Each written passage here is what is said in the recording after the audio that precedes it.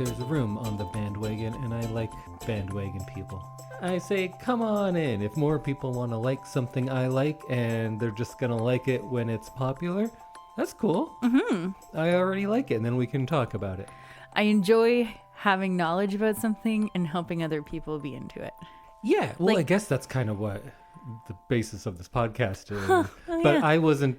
I never got the appeal of, I like this thing, I know more, so you're not as good at liking it. I'm like, hey, I love this, you should too, here's why. Oh. So somebody should make a podcast like we are that. recording this as Edmonton goes into the Stanley Cup Finals. And I guess it's coming out pretty soon, but First 2 games will be done.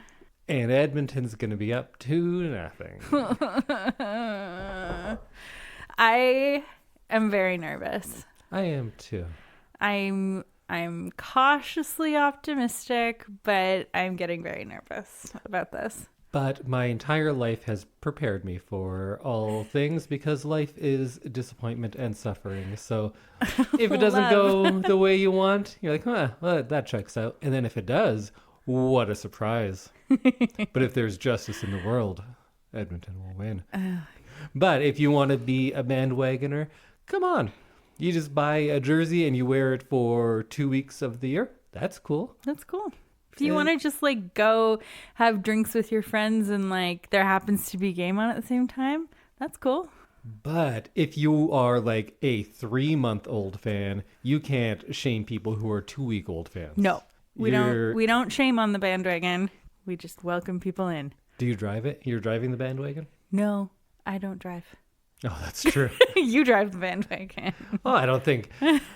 I think if you've been there for 38-ish years, I don't think it's a bandwagon. Oh, I think you are off the bandwagon and just like into the train. Yep. I think we should move on before this metaphor falls apart even more. I think it's already falling apart. Welcome, everyone, to another episode of I Love This, You Should Too.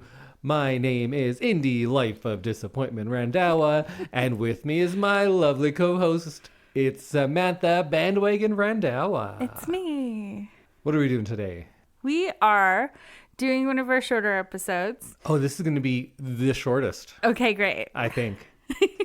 We both have spoiler-free things of the fortnight, and then Indy's going to reveal what we're going to be watching for our big watch next week. Indy, do you want to kick us off?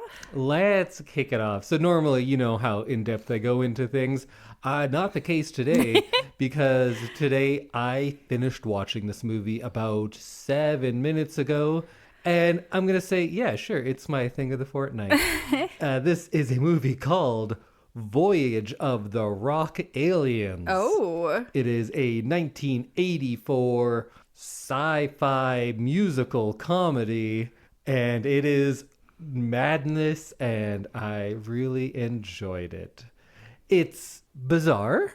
I can't even pitch this. It's going to be a bunch of me going, and then this happened, and then this happened. So I'll say maybe there will be spoilers in this, but you can't spoil the plot of Voyage of the Rock Aliens because there is no real plot. Well, that's convenient for this podcast. It took me quite a while to figure out where and when this is taking place, because I thought, is this in a dystopian future? Is it the 50s? Is it the 80s? Still not sure, because it opens up in a kind of a Mad Max style world, and there's like rival gangs, and they're fighting but also singing and dancing. And you're like, okay, so it's somewhere in the future. But then maybe that was a different planet, even though those are all people singing in English. And some of the characters of that opening scene are also in the rest of the movie, which is definitely on Earth. So that's confusing. So I thought it was in the future for the longest time because it makes it seem like society has crumbled. But then you think, oh, it's the 50s. But then it might be the 80s. So I think it's just the 80s and they just didn't show much of the world. Huh, okay. But a bunch of people were really into 50s stuff. So there are these aliens, and they are looking for rock music in the universe. Okay, so they're rock aliens. Yeah, they're the rock aliens, and then they come down to Earth, And they're like, oh, there's some rock. Let's go check it out. And there's this biker gang slash rockabilly band. I'm not sure if they're primarily a gang or a band, but Okay. just like before on the other planet, or maybe in our own future, I don't know. Gangs and bands, it's pretty interchangeable because you fight and you sing and you dance. Mm-hmm. That's what everyone does. Mm-hmm. And you learn that there is some sort of society left, and it might just be the 80s, because all of these people go to high school. Oh. So that's going on. There's a dude named Frankie. He's the leader of the gang band, and he's really angry, and he says, no one rehearses without me. My girl, you can't sing. You're a girl. And he's like the big mean guy. Oh. And he's the villain of the movie. But then the rock aliens come down, and their names are all just the alphabet, different parts of the alphabet. Like A, B, C, D is one guy, and then they all just have sections of the alphabet. I don't know. You're looking at me quizzically. I don't know. This doesn't make any sense. It seems very strange, and I'm sure that... It is. It's very strange. It's nonsensical, you could say, but it's very enjoyable. So he comes down, and then he's going to treat her right. Oh, yeah. So, of course, she's going to go with him. But then the bad guy also has this song where he just laments having to put on all of these airs of masculinity. And you're like, oh, okay, there's something more to it. And then where the love story of it goes and how it resolves, I'll say you're not going to see where it goes. And then it kind of also makes sense, but it's very unique and maybe well done. Oh. And sometimes this movie is very intentionally funny because it is one of those bad movies that I love. I love a good bad movie. And it is that. But it's also well done. The performances are all pretty good. And you know what? The music is solid. There's a lot of very good songs in this. But it doesn't take itself seriously, but not to the point of where it's pointing fun of how like schlocky it is. Mm-hmm. The director and the cinematographer and things, they've all done really good work. And you can tell that there's talent in this, but it's just so weird. And these aliens are going around, and they kind of course, they're a band too now, but they're more like 80s new wave. They have guitars, and they look all spacey, so that kind of lends itself to 80s new wave. And they have all these funny little dances and gestures of that's how they answer questions because, I don't know, they're aliens or something. Okay. So the girlfriend of the rockabilly biker gang band wants to be a singer, but the boyfriend says, like, oh, you're not allowed to. So then the aliens say you can be a singer in our band. And then there's going to be a big battle of the bands, but they referred to it as a cotillion always, which I always thought was more of like a country clubby fancy thing. It's coming out in society. Yeah, so they always say it's the cotillion, but it is just these two bands playing against each other in the high school gym. So that's a battle of the bands? I guess, but also a cotillion. Yeah, cotillions where like white women dress up in white dresses and are presented to society, and back in the day it was because you were of marriageable age, so you were basically just like paraded around and said, look, you can marry her now if you're a debutante. Yes, you were a debutante at cotillion. Yeah, so this is the cotillion, but it's aliens battling bikers in a school gym. That's what the cotillion is. Okay. And the aliens, sometimes they're robots, but sometimes they're mannequins, but sometimes they're cardboard cutouts or like kind of pillows. Mm-hmm. But at the beginning of the movie, the robot takes them out of the fridge, and they're just action figures stored in the fridge. And it's just like a regular fridge the robot leader has on a spaceship, but then the robot turns into a fire hydrant so he doesn't stand out as much. These are the types of things that happen in this movie. At one point, one of the aliens literally explodes because he's so in love, I think. So in love, he's going to explode? He does explode. Oh. And then people are like, oh, some guys will do anything to impress a girl. And the songs are very good. Surprisingly good. In the Mad Max opening world, Jermaine Jackson's in it, and he has a song. They have a duet. And there's one song where they have like a toilet dance where it's in the girls' bathroom at school, and you can see everyone's ankles underneath the stall doors, and then they have like a coordinated like just knee down dance that they do. Yeah, we do that every day. There you go. It happens all the time in the girls' bathroom. And then, not even to mention, there is a subplot about escaped mental patients. And one of them is going to, it's the guy from The Hills Have Eyes. And if you don't know who he has a very distinct face. He plays villains and monsters only. And he's chasing this high school girl with a chainsaw. And he also has a friend who still is like hooked up to an IV and a breathing apparatus. What? They're actually legitimately frightening. And they escaped, and they're chasing people around and killing people. And he's about to kill her with a chainsaw, but the chainsaw is not working. And I don't know who this woman is, but she was really good in this, actually. And she has all these funny bits, but she then starts shaming him that he didn't take care of his chainsaw, and then helps him fix it. And then they fall in love. Wow. Okay. Oh, and also there is some sort of monster that lives in the lake because the lake had a nuclear plant and then acid rain, and then the missile defense system is under the lake, and then the American government is suing them for damaging it with all the pollution. But then a big monster comes out of the lake at the end of the movie. What happened to the monster? I'm not exactly sure. What happens at the end of the movie? Not quite sure either. Okay. So I can't even spoil it because I'm unclear as to what happened. I get that this is a very weird thing to pick as my thing of the fortnight when I can't talk about why it's important or why it's great. It's just weird. It's a lot of fun. I think it's a really good type of bad movie. It might not even be a bad movie. It might just be good. But it's bizarre.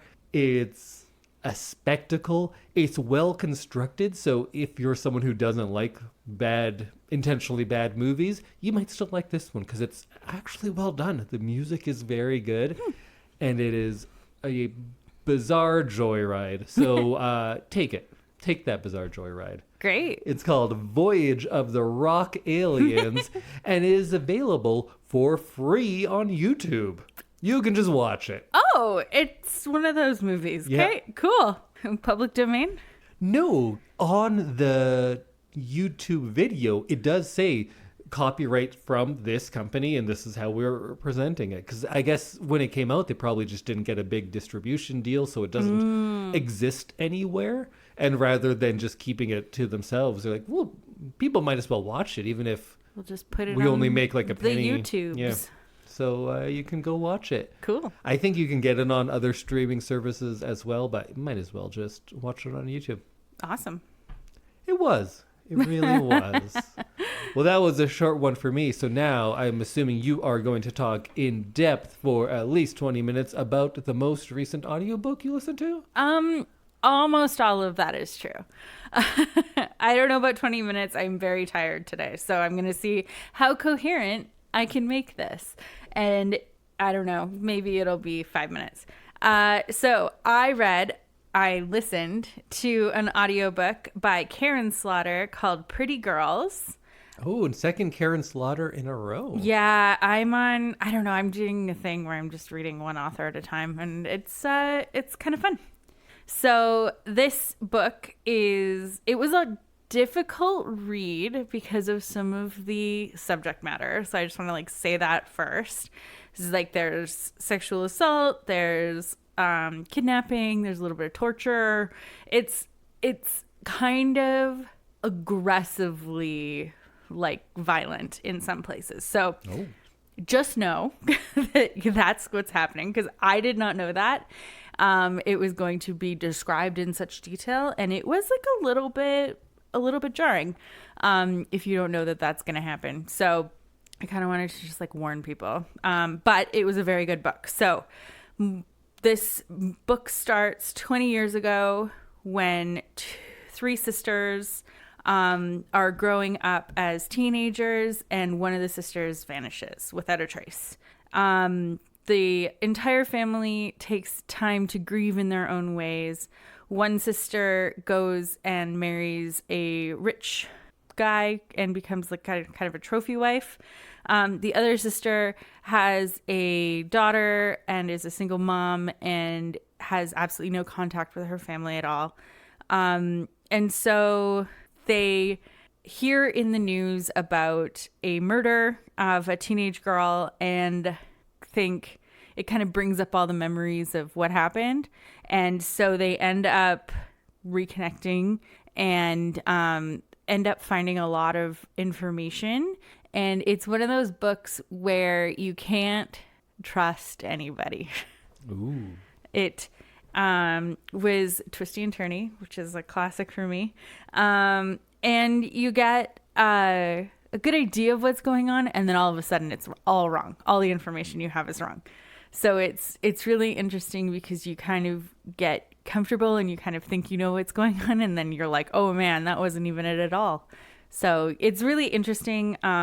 They kind of solve a mystery and track down a murderer and become closer than they ever were. Oh. Yeah, so it's kind of like nice in that way, but the mystery is super fun in this. You get a lot of twists and turns, and you get kind of an interesting look at these women and how grieving can kind of tear a family apart. There is a kind of companion to this book, I guess it's kind of a prequel. She called it a 0.5. And it's called Blonde Hair, Blue Eyes. And it's about the sister that went missing. And you get right up until she goes missing. Yeah, so if you're interested in that, you can read Blonde Hair, Blue Eyes and Pretty Girls by Karin Slaughter. But you should read Pretty Girls first. Yes. Yeah, read Pretty Girls first and then Blonde Hair, Blue Eyes. Because it kind of gives up some clues in the prequel. So, how many Karin Slaughter books have you read now? Like 5. Where does this one rank in there? Is it one of the better ones? I think it's like number 2 or number 3. All right. Yeah. It was good. It was like a little graphic, so I think I'm knocking it down a point for that, but it was a really well constructed story. Do you know which is your favorite Karin Slaughter? Off the top of my head. Yeah, check it out. Any of her books, they're all really good. So, Indy, it's time. What are we watching for next week? Do you know? I do. I also just decided this at the last minute because I think we've been doing a good bit of, or at least I have, I just want to rewatch this. Okay. And we are going to be watching the 2003 film Lost in Translation. Okay. I'm not going deep cuts. This was, I think, a very well-known movie. Is this Bill Murray? It is. Okay. I can't remember who the girl is. Scarlett Johansson. It's Scarlett Johansson. Okay. I think I may have seen this when it first came out, but as listeners of the show know, I have like zero memory for movies. So there's a very good chance I will not remember anything about this movie. Because it was 2003, so you were a teenager. Maybe you went to go see it, but it was kind of as mainstream as the kind of a artsy movie got. Because I remember when it came out, and I didn't see it in the theaters. I don't go to the theaters much now, but I was a lot more then. And it seemed like something that I really missed out on because it had so many things that were really appealing to me at the time. Because this is a time when I was starting my film studies degree. I was getting more into making movies myself. I was like 18, 19, so I was like peak pretentiousness, right? Of course, like yeah. First year university students when they're going to film class. That's when you peak in your pretentiousness. And this movie appeals to that kind of person. Plus, it was Bill Murray, who then and now is still one of my very favorite actors, especially when he does dramatic work. It was Scarlett Johansson, who at the time was getting big, I guess. Right. She was just coming off of Ghost World, and I loved Ghost World. I thought that was fantastic. I don't think I ever saw Ghost World. This is all teenage Scarlett, so she gets really big after this. Right. And at this point in her career, over the next 5 years, I'd always say, like, every movie she does is a little worse than the last one. Because I think Ghost World and Lost in Translation are her two best movies. But there's probably things I'm missing out on that I haven't seen of hers. Because now I just think of her as like a blockbuster type person. Or that's what she was like 10 years ago. And now she's just kind of whatever she feels like me. Because she's big enough that she's just Scarlett Johansson. I think she can just like pick and choose. Yeah. A lot of the time she's just Colin Jost's wife. I think Colin Jost is Scarlett Johansson's husband. Oh, yeah, no, for sure. But all of the SNL stuff lately has been like, oh, and here's Scarlett Johansson. Oh. Yeah. I was a big fan of her at this time because I had only seen her in the one thing. She had smaller roles in some other things, but I was really excited to see what she was going to do next. And it was Sofia Coppola, and this was early in her career as well. She was coming off of The Virgin Suicides, which is not a terribly well-known movie, but a very good one. So I really liked that. I wouldn't grow to dislike Sofia Coppola for another few years after this, because both of them actually were very early in their career, coming off something that I really liked right before it. Okay. And I eventually did spend a lot of my 20s and 30s living in other countries, but I hadn't yet. But it was something I wanted to do. And this movie being set outside of North America made it even more appealing to someone like me. And I watched it in 2003. I really enjoyed it. I haven't seen it since. Oh. I am very curious to know if I still like it. I'm very curious to see if I'm just being like a pretentious guy and I don't like Scarlett Johansson and stuff later because it's like big blockbusters and she was good when she was doing little indie movies, but maybe not. Maybe she's the same and I changed. So I'm very curious to see how I respond to this movie now and how you're going to like it. Yeah. Because it has a lot of things that you like in a movie, but it has a lot of things that I like in a movie. So we'll see how it goes together. We'll see how this goes. What do you know about it?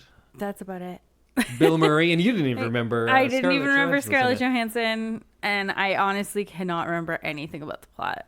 I've been sitting here like racking my brain trying to remember. The autographed picture of Bill Murray that I have, I wish I was like a Ghostbusters one or a Groundhog Day, but a good runner-up. It's a still from the commercial he is shooting in this movie. Oh. Because in this movie, he plays an actor who is doing stuff, but he makes a commercial, and I have an autograph of his from that. Oh, that's fun. So I think Lost in Translation is streaming on Netflix. Or if you know me, you can ask to borrow my copy. And we'll come back next week and see if it holds up. Is it a movie that I liked just because I was a pretentious, artsy teenager that really liked this idea of two lonely strangers shot in that Sofia Coppola sort of style? Or is it something that was overrated and just hit me at the right time? I don't know, and I'd like to find out. Okay. So we'll see you next week to watch the 2003 film Lost in Translation, and we'll talk all about it with all the spoilers and everything. All about it. Let's go. Bye, everyone. Goodbye.